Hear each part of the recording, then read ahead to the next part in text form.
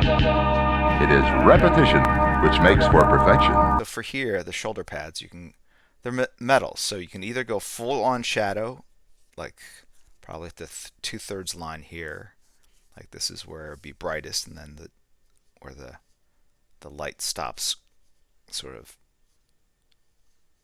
hitting the edge, where it turns. Essentially, the light will keep. If you have a globe, and then there's light hitting it this way, light hits all the. At some point, light won't hit the other side, and so that's the other side. Okay, if you think about this globe, it's the same concept right here. It's a globe on his shoulder. So where does the light stop kind of hitting? What's the dark side of the shoulder there? That's kind of what I'm thinking.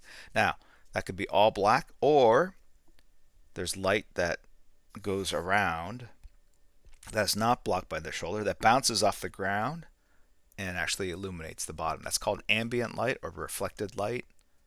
It's reflected light. But ambient light, like when we're in a room, we don't have all these dark shadows unless you've got a really strong light source above you. But for the most part, you have shadows, but you can still see in the shadows because light is bouncing off the floor, the carpets, objects. And so there's a lot of light being bounced around that kind of fills in the shadows and the things that would normally be dark. So that's a good question. Like I can put under light, put reflective lighting into everything, and you get much more like that kind of. It's a very 90s kind of thing to do. Or I can just go in and just put a super strong light source and just knock it out. Okay, that's his knee pad. Still reserve the right to kind of go in and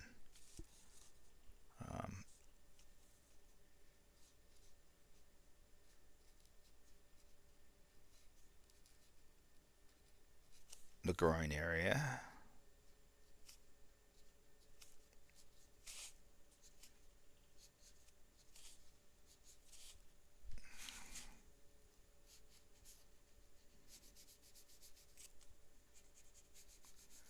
I think I'm gonna go probably darker down here because it's more in the shadows, kind of behind everything, and then I might do the bounce light on the shoulders. I don't know. The reflective light is a very kind of 90s thing. People don't really do it anymore because we have full-on Photoshop colors, and there's kind of no point in. I mean, you can draw that underlining with cross-hatching, but it's just easier to leave it open, and then the colors can do it. Kind of just comes down to what's important visually, stylistically for yourself.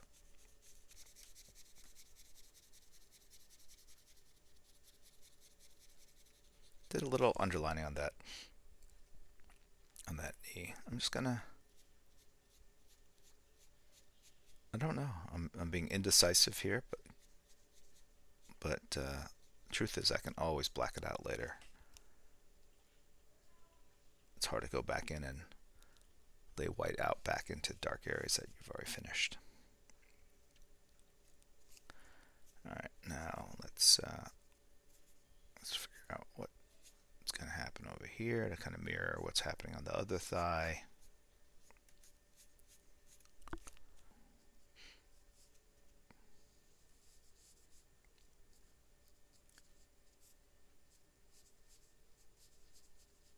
Okay, see how like it's darkly shadowed up here. This can't see the level of detail in shadows is so different from everything else, so I have to basically line this up. Okay, so let's go ahead and put like the core shadow on the shoulders. The core shadow is the darkest spot of this sort of semi-globe or globe that's sort of on his shoulders. Okay.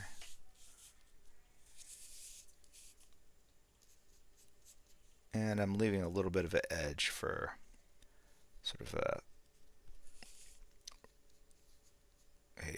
edge light or highlight kind of thing.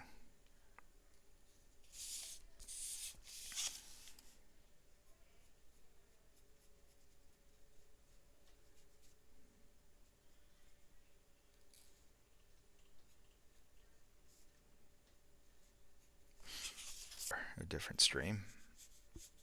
All right. Okay. Now, these shoulder pads definitely have to be throwing a shadow. This whole arm could be black. I mean, these are sort of the decisions I'm making kind of in my head. Or it could just be that this thing is just creating a shadow.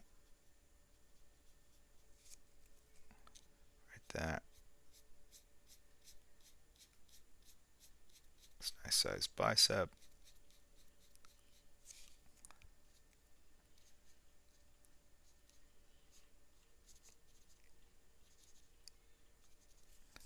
How many of you are going to San Diego Comic-Con? I feel like the stream birthday was like August 26th or something. The ones that are more extensive, as opposed to, there are a lot of shows I go to now where I'm just sort of in and out in one day. And those are not conducive to like get-togethers. But multiple day shows like San Diego and New York Comic Con. But for sure we'll do something at San Diego. For sure we'll do something at New York.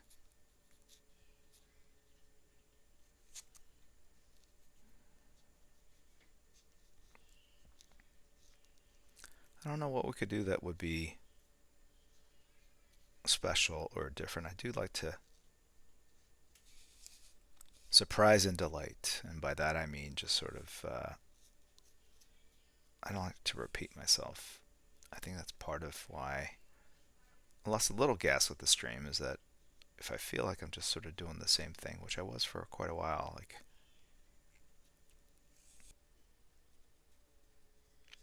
just put sort of piano bars right there for that area. This thumb is going to cast a shadow. Someone early in my career did say like, hey, when in doubt, just black it out. I don't always agree with it, but man, that is a handy thing to share. It is a meme that is hard to get out of your head, and now I've shared it with you, and now it's stuck. I don't know if it's accurate though. I don't know if I agree with it. But every now and then when I get sort of precious about something, it pops into my head and I go, why did someone tell me that?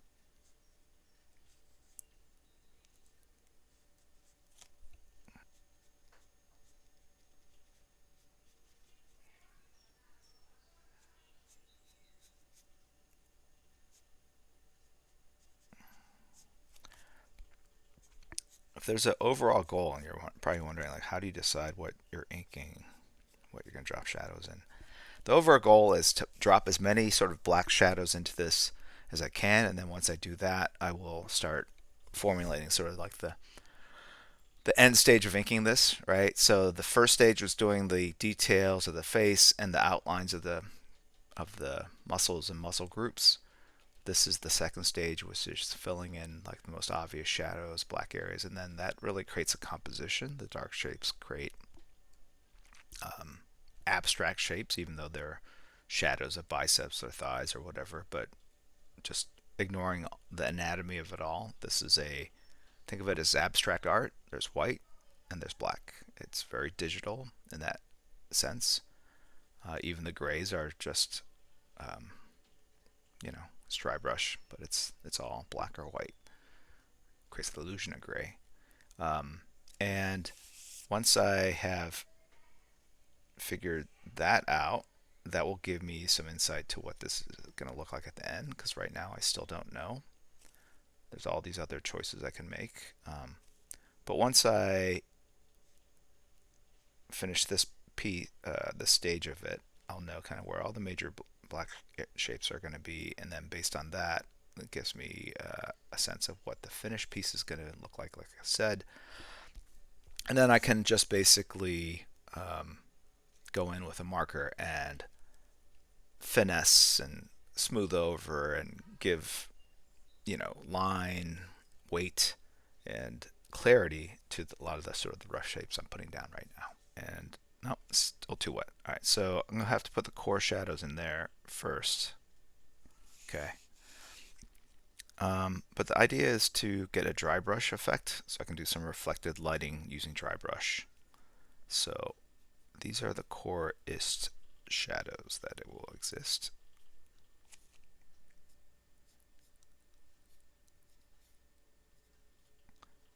Not even close to being dry brushy.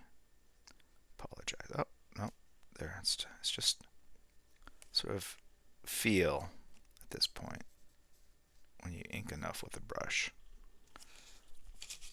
Let me turn it too so that you guys can see kind of what's going on.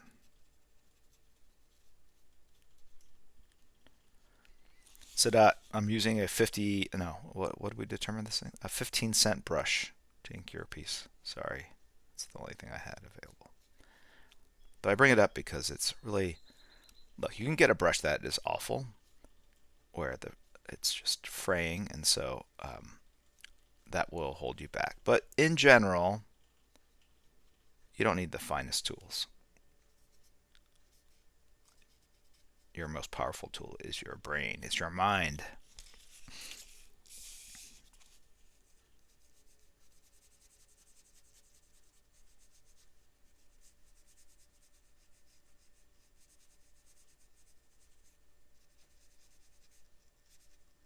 Okay. See how it's starting to get dry brushy there? Now, let's see what happens.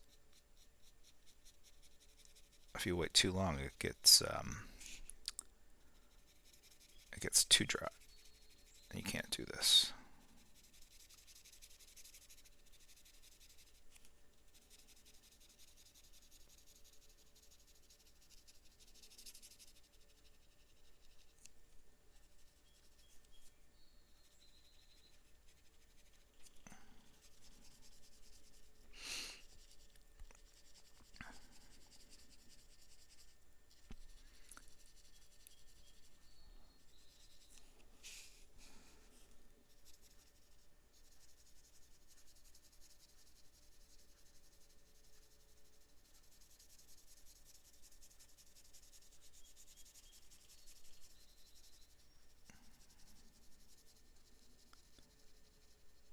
And it's still very contrasty right there. And that's where cross-hatching will come into play later.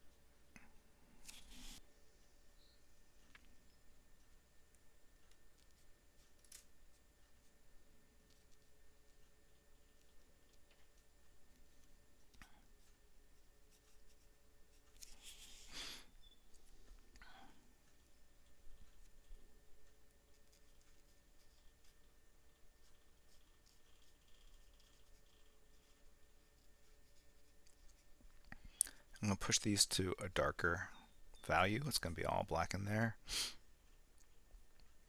And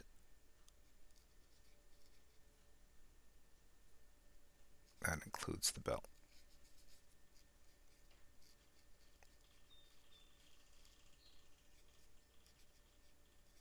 Okay, a second here.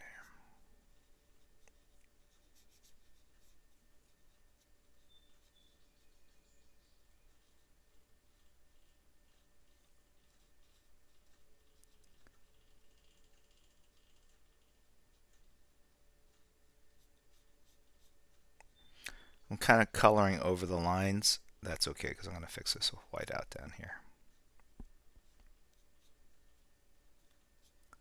But I want to get at least the major black shapes in so you can sort of see what's happening.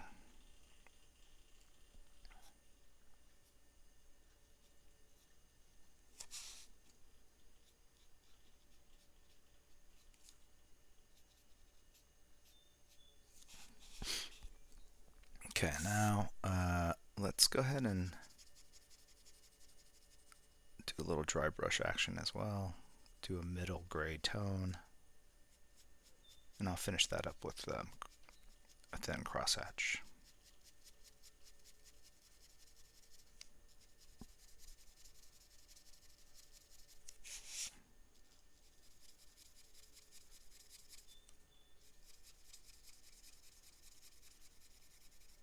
Here's what you do. So you get toilet paper, you just wad it up like that.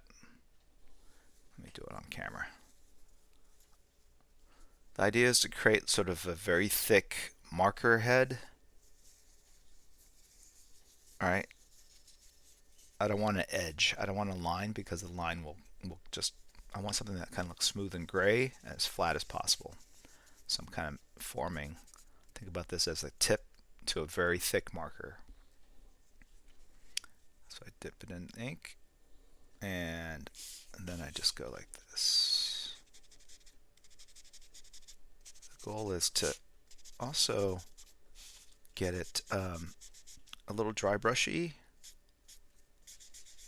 And if you rotate it, you can get kind of smoother lines with it. But if you play with it too long, the paper starts breaking down. And what happens is you start getting weird lines and shapes. So you gotta kind of recognize, like right there, it's starting to do that. So you can see at the tip, see that? That's just toilet paper breaking down, and that creates these lines. So you wanna, that's when it's kind of past its prime right there.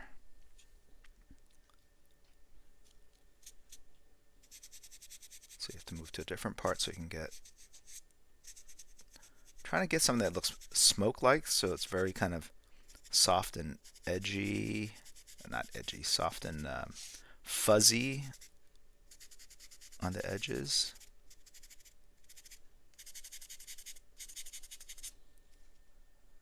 All right, I think I got.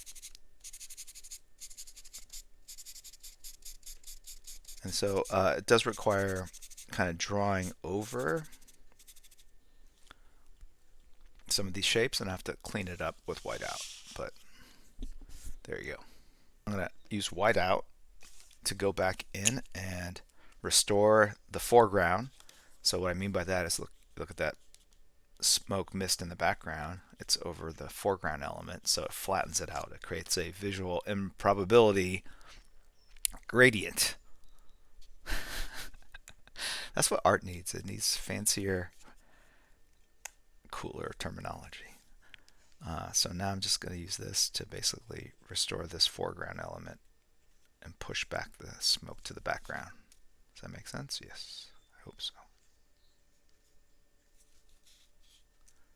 And you just kind of do it wherever.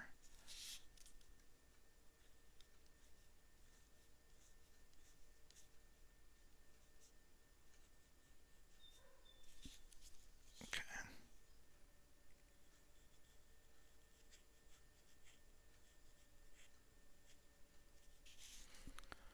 So let's go in and start making some life decisions. Be wise is always what I say. All right, so this is a pass where I kind of go through.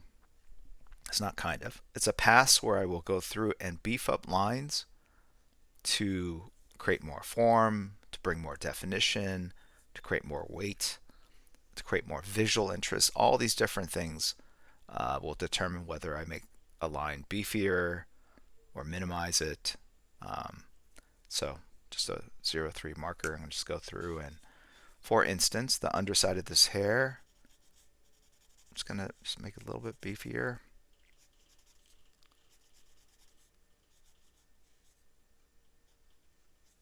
But on the turns, if that makes sense, right? If there's a S turn, to make this feel more three-dimensional, you darken it like this. See, now it feels a little like there's, like this is a ridge, and this is the beneath the ridge, right? If you take an S and make it all thick like this, if it just is still flat, um, if you make one side thicker than the other, now you're creating the illusion of depth, right? Because something that's higher up, raised, will create a deeper shadow, right? So that's kind of what I'm doing here. I'm just kind of going in and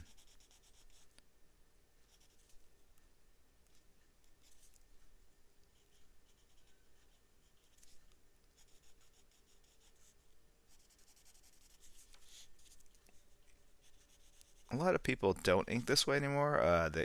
People like to ink kind of a very flat line. Sometimes I see this in pure digital work.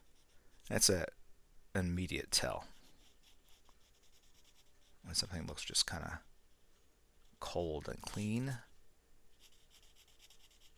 Is when I can tell that it's sort of 100% digitally produced. Not that it should matter, but I like things to be a little more handcrafted. Obviously, some very beautiful digital work out there, and the very best stuff to me is the stuff that looks like it was potentially hand drawn, and you just don't know. You can't tell.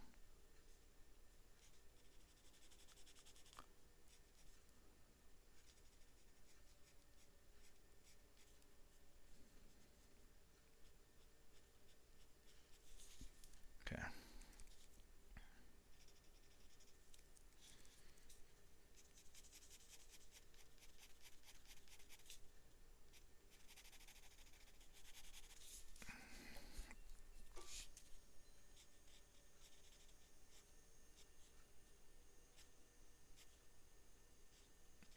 Some areas just look a little too open. I'll go in and drop in like these shadows here.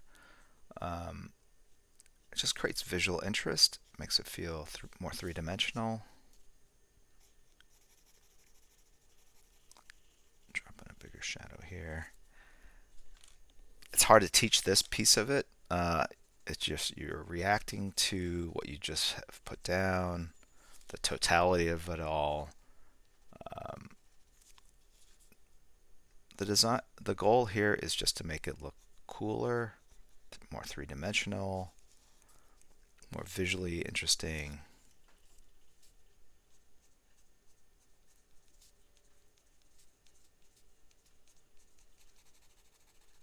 Okay.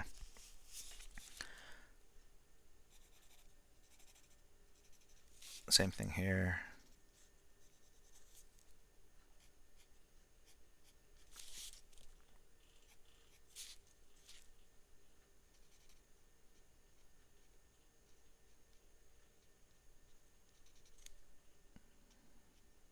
So this Wicked Con, is that the first year?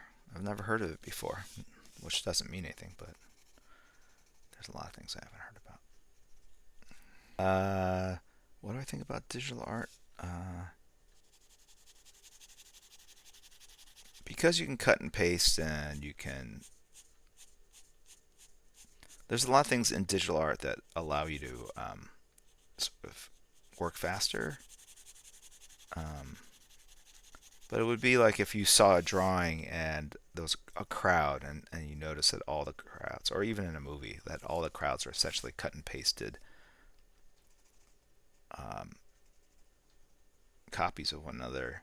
You would feel cheated, I think, and the net experience would not be as positive. It's just we're sort of trained mentally to think about value versus effort,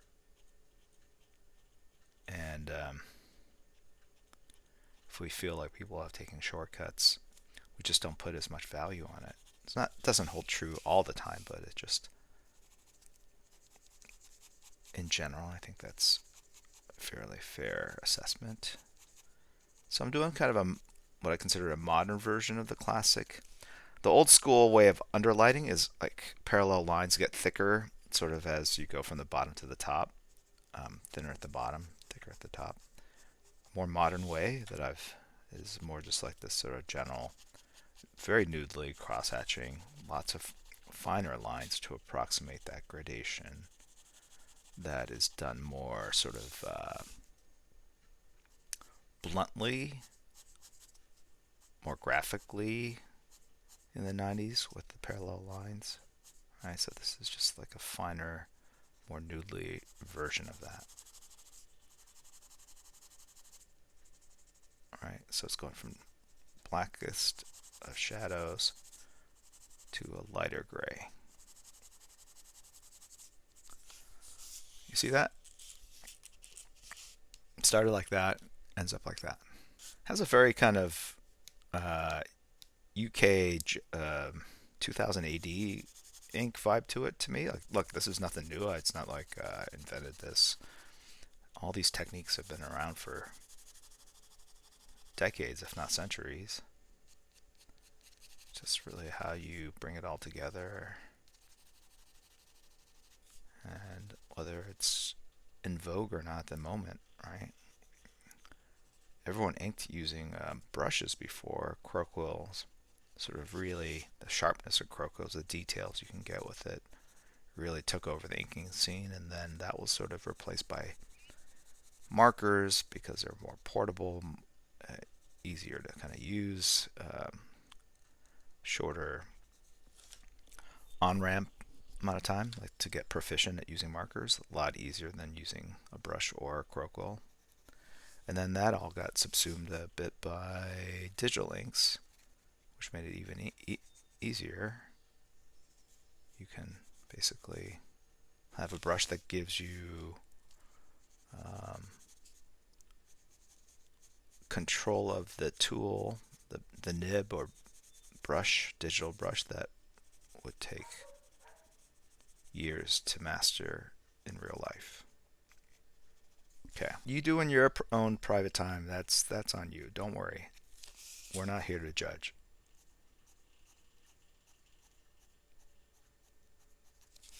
When you short a stock, you're betting that it's going to go down in value.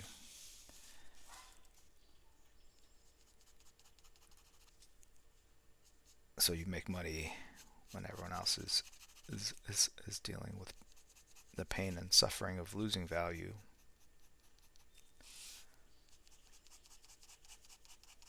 All right, so I'm basically going in here and adjusting the values and the gradation. Unless that was just spam. Is that spam? Someone that comes in and says, I'm so naive. So I can't stay on much longer. Like they've been paying attention, but really it's just a bot. It's just like it could be a stream about home decorating. I can't hang out much longer, but for the record, I closed all my shorts. Everyone's like, what? I want to close my shorts and make money too.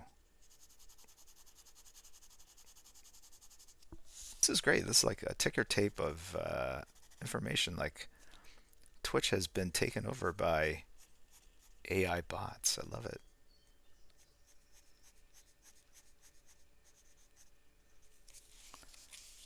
Twitch chat, please give me information on gold futures.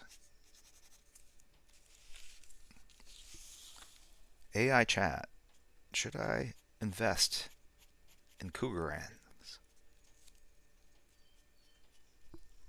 I did. Yes. Big fan of the Krebs cycle. Big fan. Any other Krebs cycle enthusiasts here?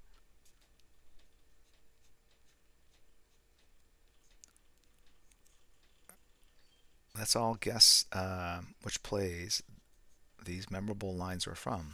The quality of mercy is not strained. Quick. I wish my kids knew how to do laundry. It's sad.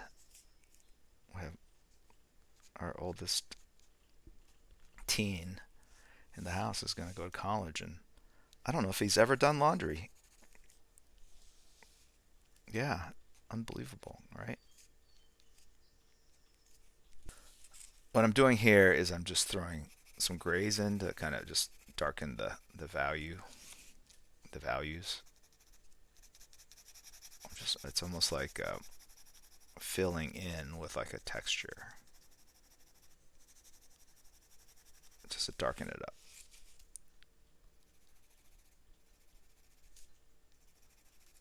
Yep. Okay.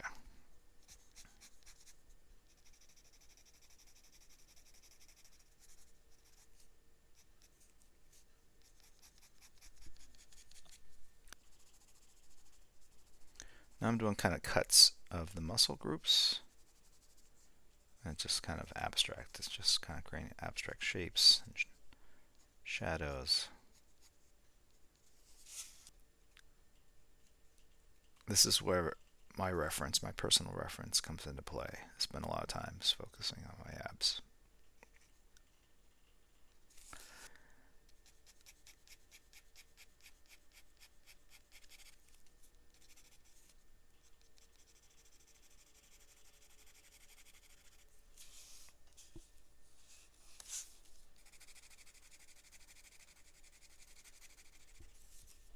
Okay.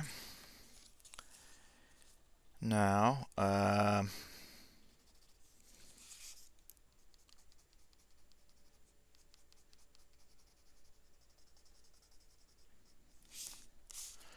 what else is everyone doing today? After this, I mean.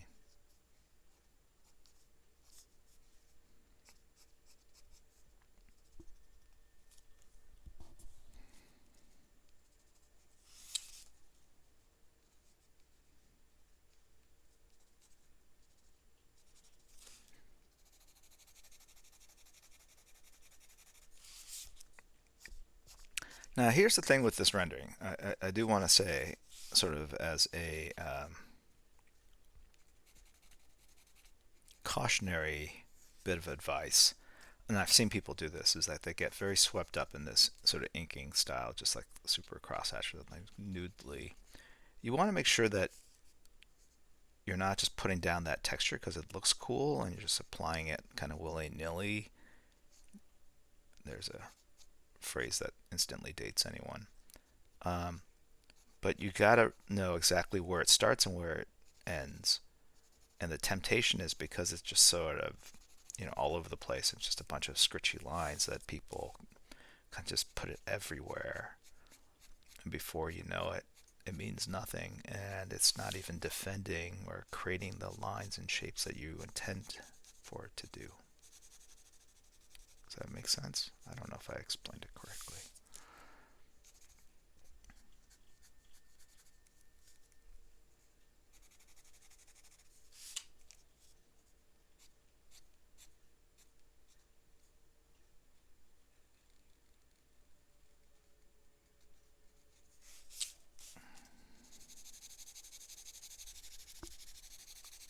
Okay, so I need to take this and make it kind of approximate this. You know what else this looks like? Early days of Teenage Mutant Ninja Turtles. The way they kind of inked everything.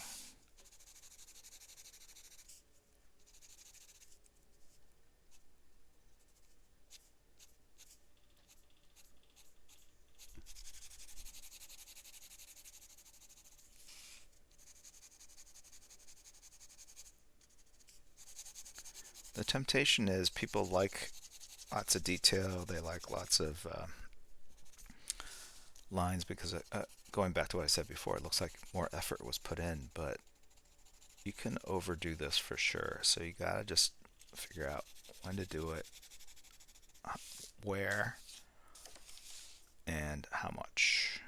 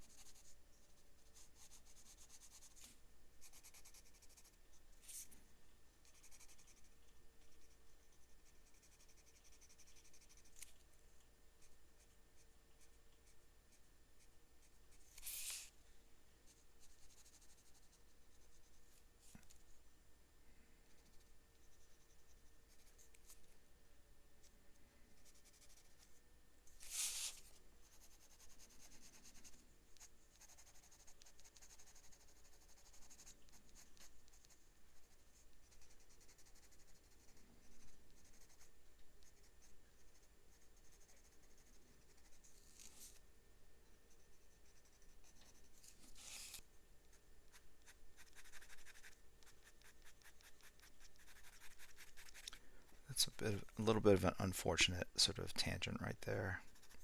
It's like this line is the forearm here.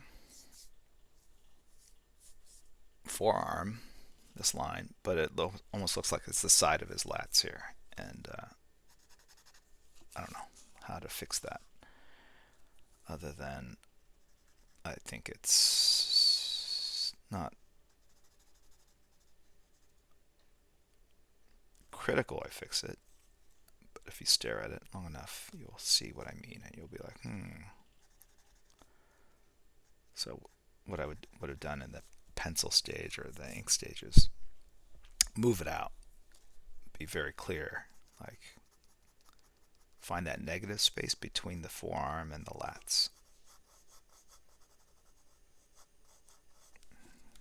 See how it's dark here and then it's kind of gray here, kind of messy. It's really about blending this line, this little section here, making it, just put that extra effort into just kind of making that graduation a little smoother.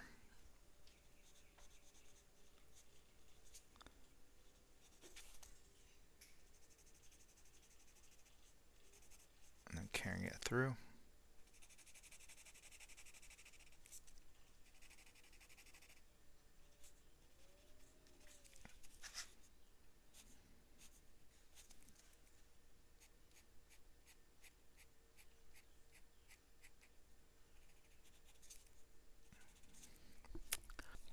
This is an 8, just a little thicker. It's just easier for me to go in and drop like kind of some thicker lines here just to pop this foreground element off the thigh behind it. What I'm seeing is that this is incongruous with this. Like this is a simpler inking style. This is very crosshatch. So I need to go in and this is what I think I need to do. I need to knock this back. I need to knock this belt element back. And so I'm just adding like a 15% gray by just drawing straight up and down lines through it all. I'm going to say it's going to go all the way in here.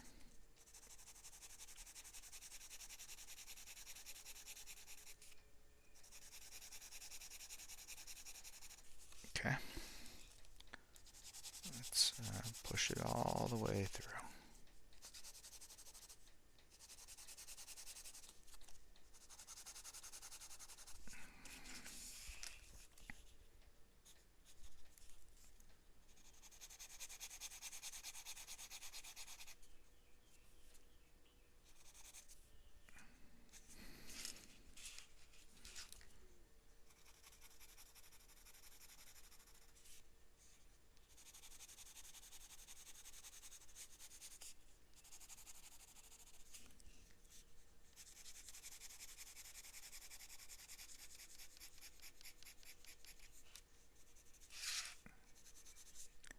All I'm doing is kind of pushing it back into space a bit. And I think the shadow is going to go like that. But it'll end right there.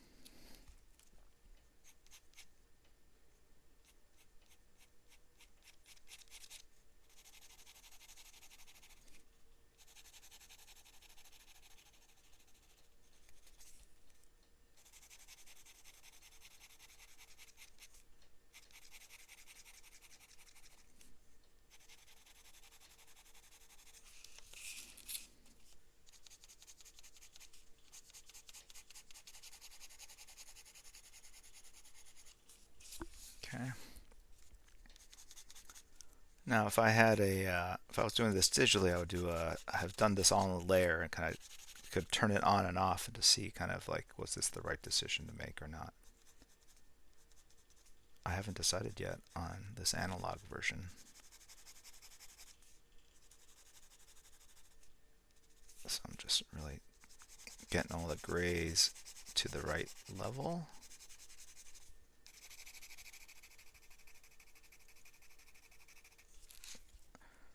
I'm going to beef this up a bit.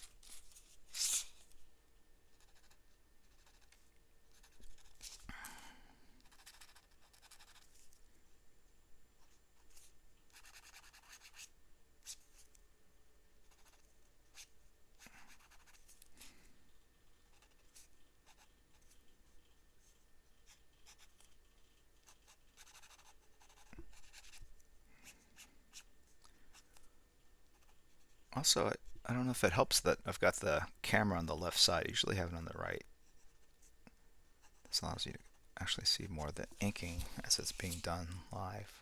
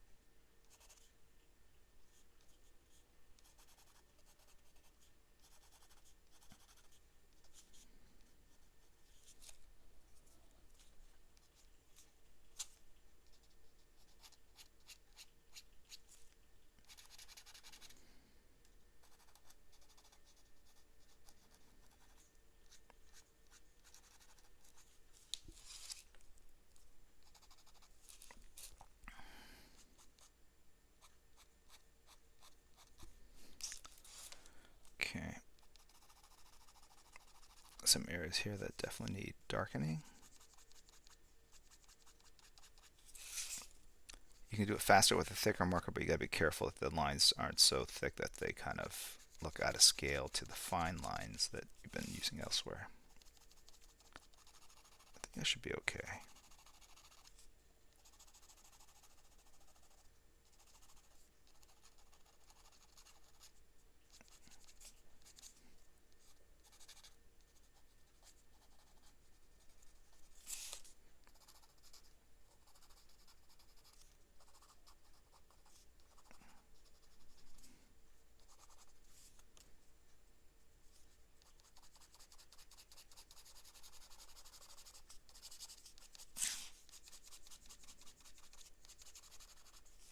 Okay, let's see what happens if I do this.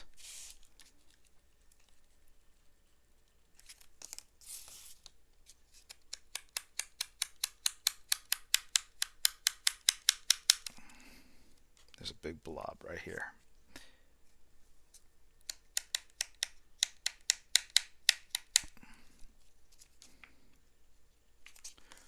This represents like smoke and debris, dust from whatever battle he was in. The other thing it helps do, it knocks back the black shapes into the background.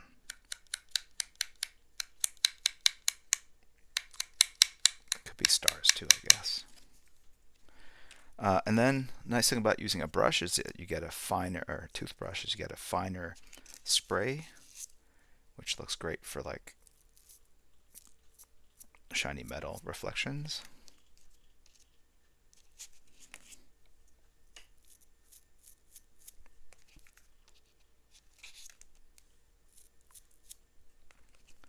So we got that going on there. And we'll do the same thing for the knee.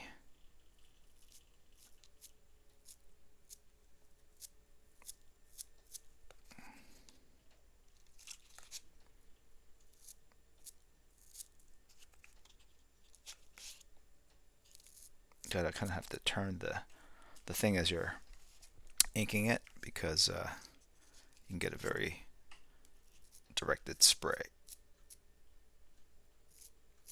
Okay, now, as I said before, you can pick some highlights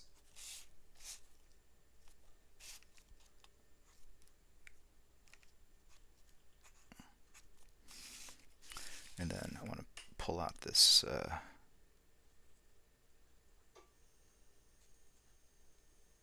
Omega sign that's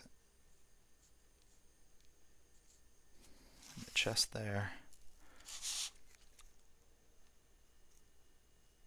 Clean it up, the version that's there.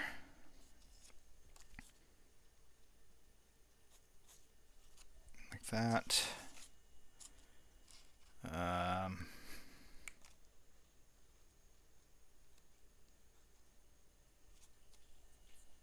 Like that.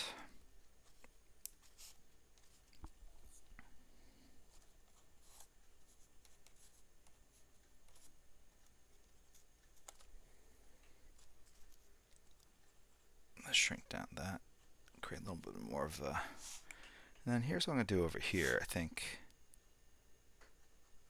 pop some highlights there.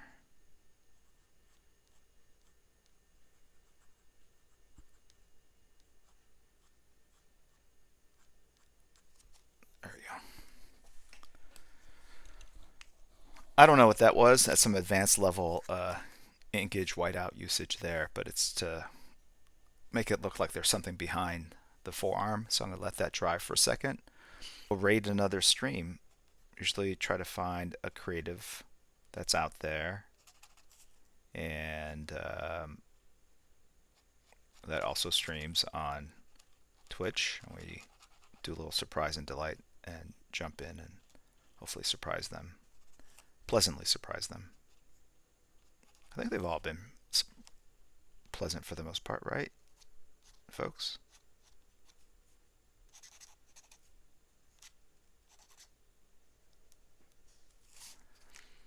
Okay.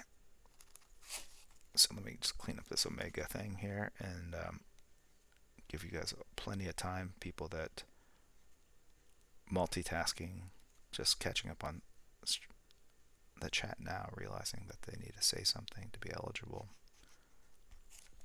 All right. If, that breaks your bank account, we'll just give away the